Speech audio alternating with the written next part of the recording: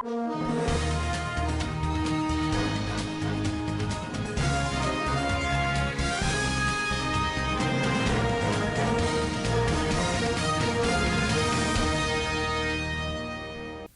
government reaffirms commitment to reducing reliance on borrowing. Police confirm Kaduna abduction after initial denial. INEC to begin distribution of ballot papers in Abuja ahead of local government elections. On the international scene, former military ruler of Burkina Faso arrested and expelled from Togo. On sports update, Mbappe punishes old club Monaco as Real Madrid hit 6, and Jesus enjoys dream night in San Siro. Hello and welcome to the Standard Voice Global News. My name is Musa Mohammed. The federal government has reaffirmed its commitment to reducing reliance on borrowing while increasing investments and domestic revenue mobilization to strengthen Nigeria's economy. The Minister of Finance and Coordinating Minister of the Economy, Mr. Wale Edun, stated this during an interview on Bloomberg Television on the sidelines of the 56th World Economic Forum WEF in Davos, Switzerland. Edun said the government's fiscal strategy prioritizes revenue generation and long-term economic sustainability, stressing that borrowing would only be considered when absolutely necessary. Nigeria's participation at WEF 2026 includes the launch of its first ever official national pavilion, Nigeria House Davos, inaugurated by Vice President Kashim Shettima as part of efforts to showcase Nigeria's investment opportunities to the global economy. The Nigeria Police Force has confirmed that an abduction incident did take place at Kwamenwali community in Kajuru local government area of Kaduna State following days of denial, uncertainty, and conflicting reports. It, however, said subsequent checks by operational units and intelligence sources confirmed the abduction. In response, the Inspector General of Police, Kayode Agbetokun, has ordered the deployment of critical operational and intelligence assets to Kajuru and surrounding communities. The chairman of the Christian Association of Nigeria in the northern region, John Hayab, said scores of worshippers were abducted in the community. On his part, the Kaduna State Commissioner for Internal Security and Home Affairs, Sule Shuaibu, said he had engaged Khan at the state level and community leaders. Troops of Operation Fansanyema OPFY Joint Task Force Northwest is said to have demonstrated exceptional bravery, professionalism and resilience following a terrorist ambush along the Bingi-Kekunwaje-Gusau Road in Zamfara State. The Media Information Officer of OPFY, Captain David Adewusi, said the ambush followed a series of successful offensive operations conducted in the last 3 days.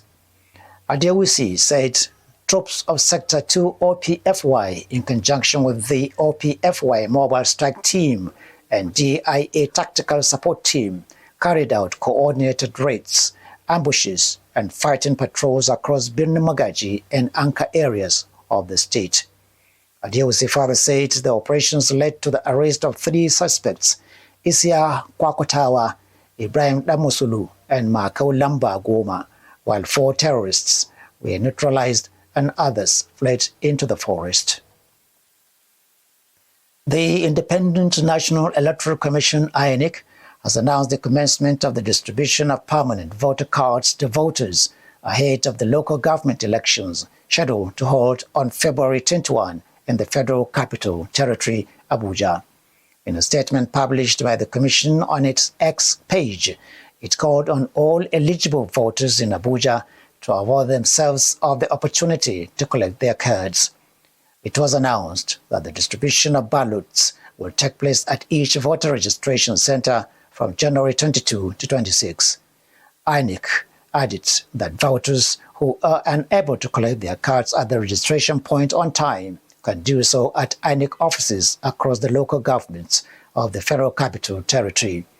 17 political parties will contest the elections for seats in 62 constituencies in Abuja. Former Vice President Atiku Abubakar has cautioned supporters of opposition leaders against engaging in insults and personal attacks, warning that internal divisions only serve the interests of the ruling All Progressives Congress (APC). Atiku gave the warning in a statement posted on his official X, formerly Twitter account, where he said anyone who insults him or former presidential candidate Peter Obi is not acting in the interest of the opposition coalition, the African Democratic Congress (ADC) or Nigeria. He described the ongoing disagreements among opposition supporters as a form of internal warfare that strengthened the APC, which he accused of seeking to maintain what he termed a failed system.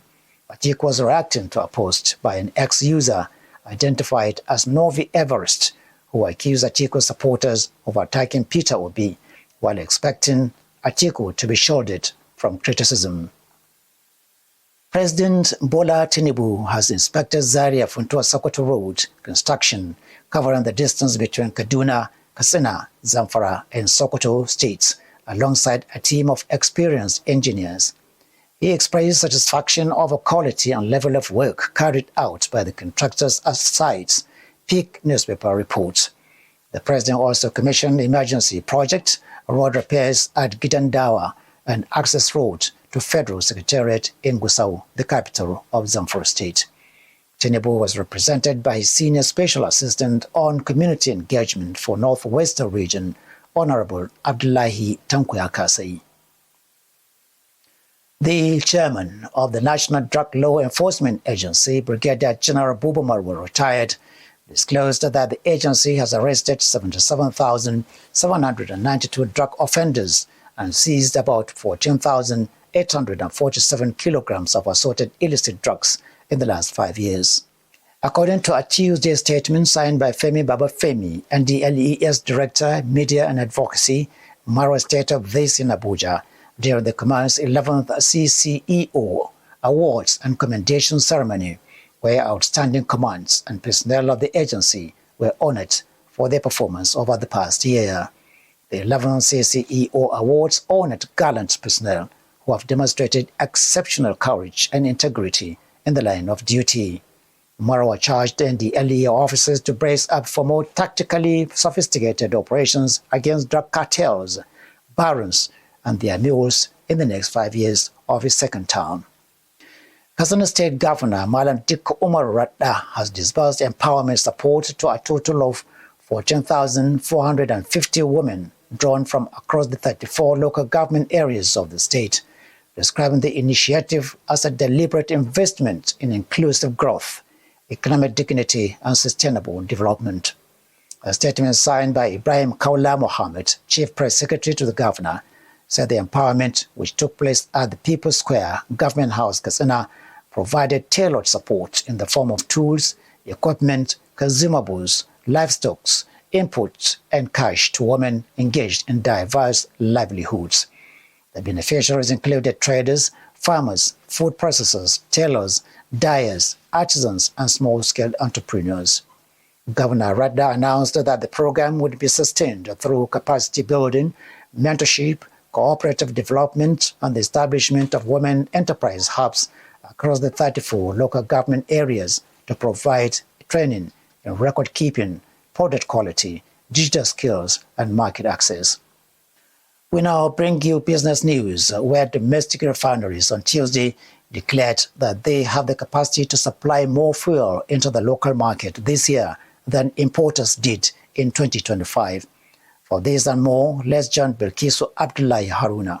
United States long-dated treasuries and the dollar declined sharply on Tuesday as investors reacted to renewed trade tensions between the United States and Europe, according to Reuters. The move reversed again seen earlier in the week, reflecting heightened market uncertainty. Reuters reports that President Donald Trump's renewed threat to impose tariffs on European imports triggered a repeat of the Sell America trade seen after last year's April tariff announcement, with investors pulling back from U.S. assets. Wall Street key gauge of investor anxiety, the CBOE Volatility Index, rose as much as 1.9 points to an 8-week high of 20.69. Reuters adds, the S&P 500 index dropped at 1.1% to 6,859 points. Analysts highlighted that the rise in volatility was partly expected following last week's monthly equity options expiration. In currency markets, the safe-haven US dollar fell at 0.6% against a basket of pairs to a more than 2-week low, even as 1 month implied volatility for the euro jumped to 6.03%, Reuters report.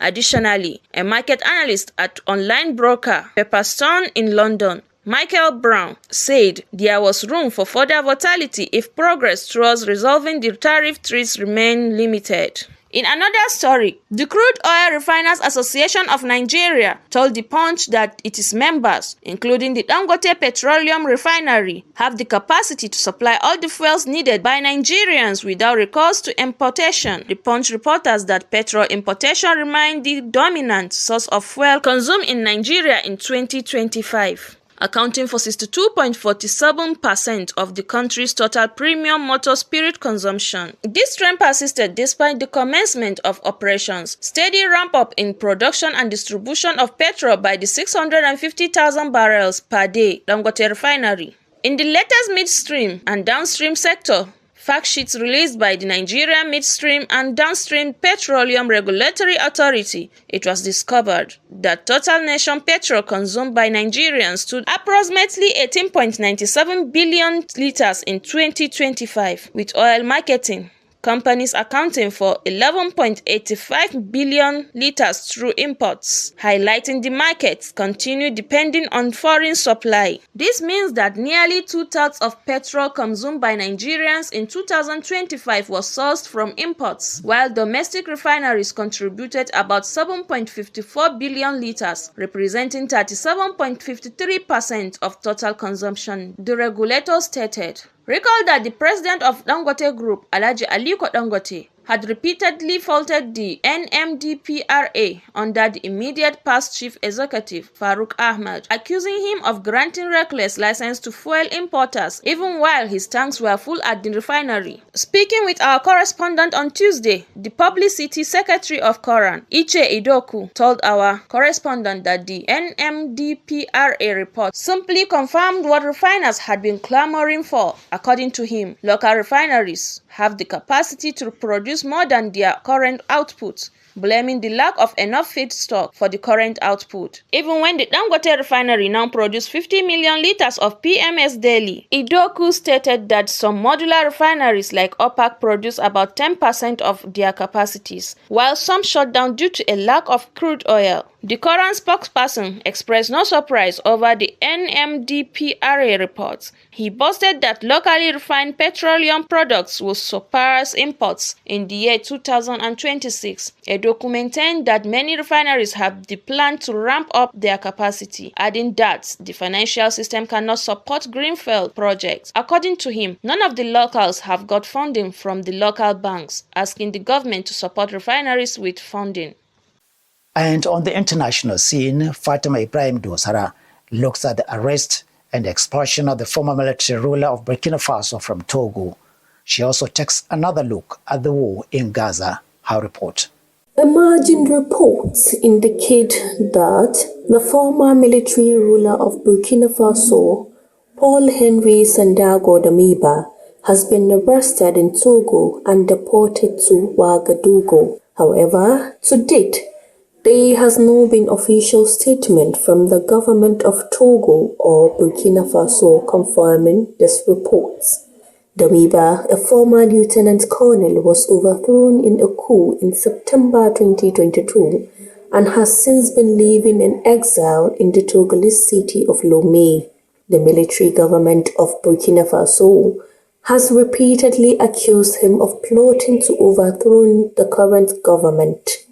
Some media reports, citing security sources, said Damiba had been arrested and deported from Togo, although the exact destination was not disclosed, and some speculated that he may have been sent back to Burkina Faso. The move is said to have followed new allegations by the Ouagadougou government that Damiba was involved in a new coup attempt that was uncovered earlier this month. In another story, despite a ceasefire, an Israeli helicopter gunship has opened fire on Palestinians in Deir el-Bala, central Gaza, as artillery attacks hit several areas in northern and southern Gaza. Prime Minister Benjamin Netanyahu, wanted for crimes committed during Israel's genocidal war, has accepted a position on President Trump's Board of Peace for Gaza. At least 483 Palestinians, including 169 children and 64 women, have died since the ceasefire with Israel came into effect in October 2025, Gaza's health ministry says. Israel's army blows up residential buildings in Beit Lahia in northern Gaza as it continues to raze Palestinian homes inside the ceasefire's yellow line demarcation. Fatima Ibrahim reporting for SVTV News. On the sports arena, Kylian Mbappe scored twice with Jude Bellingham also on target as Real Madrid thrashed Monaco in Alvaro Arbeloa's first Champions League game in charge of the Spanish side. Shamsu Abubakar has his boot on and ready with the report.